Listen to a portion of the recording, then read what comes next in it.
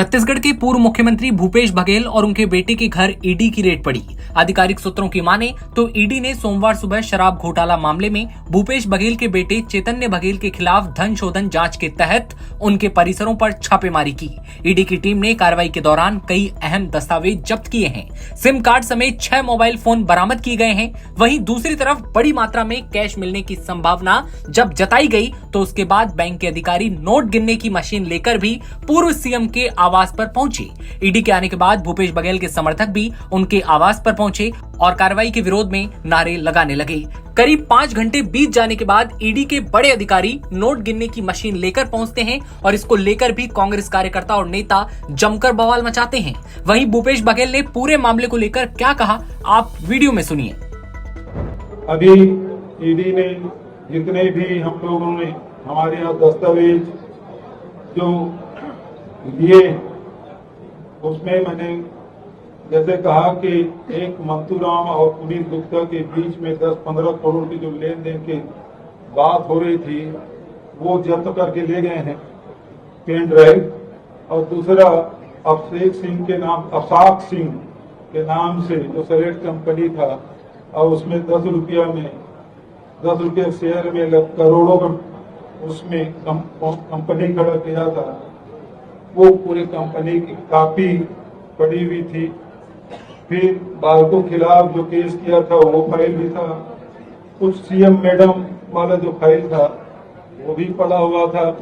बहुत सारी फाइलें थी, पलट के देखते रहे। जब शुरू कर देते तो बड़ा खुश होते थे, लेकिन जहाँ रमन सिंह का नाम या सीएम मैडम का नाम या अफसाक सिंह का नाम या मंटू पवार का नाम देखते थे तो हाथ पैर छूट जाते। तो यहाँ जितने भी हमारे यहाँ सोना चांदी बिल्कुल नहीं ले गए, क्योंकि जितना डिक्लेयर हुआ था उतना हमारे पास था। वो सारे उसको देख के छोड़ के गए हैं।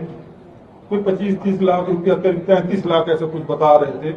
33 लाख रुपया नकद मिला अलग अलग लोगों से, पत्नी से, बेटे से, बहू से, बेटियों से जब मिला।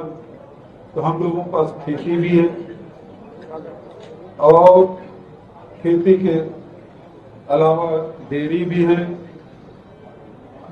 तो इसमें स्त्री धन भी है,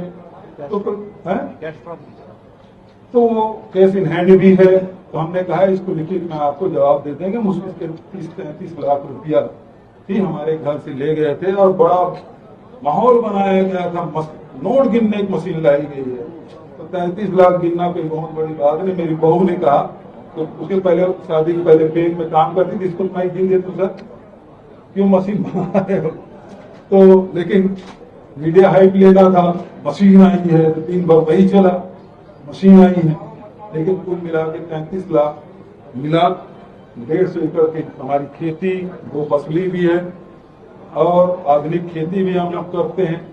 तो मैं नहीं समझता कि बहुत बड़ी राशि है। स्त्री धन भी है, स्त्री धन भी है, सब कुछ उनकी बात, ये कोई बहुत बड़ी राशि नहीं। लेकिन मैंने उसे एक सवाल अभी पूछा, आप जांच करने आए हैं, पूरा घर खंगाल लिए, मतलब पत्नी का अलमारी, बहू का अलमारी, लड़कियों का अलमारी, बच्चों के जो कपड़े हैं उसको सब तर करना शुरू किए। तो सब अभी अब ठंड समाप्त हुआ तो जितने गर्म कपड़े हैं उसको सब दीवार में भर के रखे हैं, उसको सब फोड़ खाल डाले, मिला कुछ नहीं। तो मैंने अभी जाते जाते उनसे पूछा ECIR नंबर क्या है, तो बोले कोई ECIR नंबर, जांच की बात नहीं करता। तो इससे स्पष्ट होता है कि अब विधानसभा में सवाल पूछना अपराध हो गया है। कवासी लक्ष्मण ने सवाल पूछा, 8 दिन के अंदर ईडी चला गया, जबकि शराब घोटाले की जांच 3 साल से चल रही है। अभी तक के फाइनल रिपोर्ट सबमिट नहीं कर पाए हैं, चार्जशीट फ्रेम नहीं कर पाए हैं, गवाही होने की बात तो दूर, 8 दिन के भीतर में उसे जेल में डाल दिया। मैंने विजय शर्मा से गरीब लोगों के आवाज का प्रश्न पूछे, सब साथी थे, 8 दिन भी नहीं लगा, चौथे दिन मेरे घर में पहुंच गए। तो भाई आप जांच कर रहे हो, 2 साल हो गया, 3 साल हो गया, 4 साल हो गया, कब आप ट्रायल करोगे, कब गवाही होगी कब उसका फैसला आएगा। ये तो भारतीय जनता पार्टी इस बात पे बखलाई हुई है कि 7 साल पहले जो घटना घटी थी जिसमें विनोद वर्मा की गिरफ्तारी हुई थी, मुझे भी गिरफ्तार किया था। अब जब केस ट्रायल के लिए यहाँ है 4 फिल्म के लिए, तो सीबीआई ने उसको सुप्रीम कोर्ट ट्रांसफर के लिए ले गया था। जब सरकार बदली तो उन्होंने केस विड्रॉ कर लिया, केस फिर यहाँ आया। अब जब 4 फ्रेम करने की जब बात आई तो मुझे डिस्चार्ज कर दिया गया। वो भी सेंट्रल एजेंसी सीबीआई है।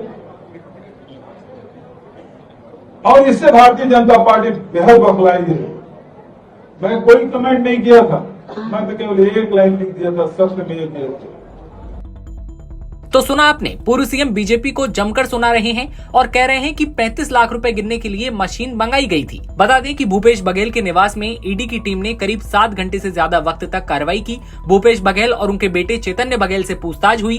कार्रवाई के बाद बड़ी संख्या में कांग्रेस विधायक भूपेश बघेल के निवास पर पहुंचते हैं, विरोध प्रदर्शन भी होता है। लेकिन उसके बीच जब नोट गिनने की मशीन आई तो कई तरह के दावे किए गए और बड़ी बड़ी बातें भी सामने आई। ऐसे में खबर पर आप क्या सोच रहे हैं, कमेंट सेक्शन में बताइए और देश दुनिया की तमाम खबरों के लिए आप बने रहिए एनबीटी ऑनलाइन के साथ।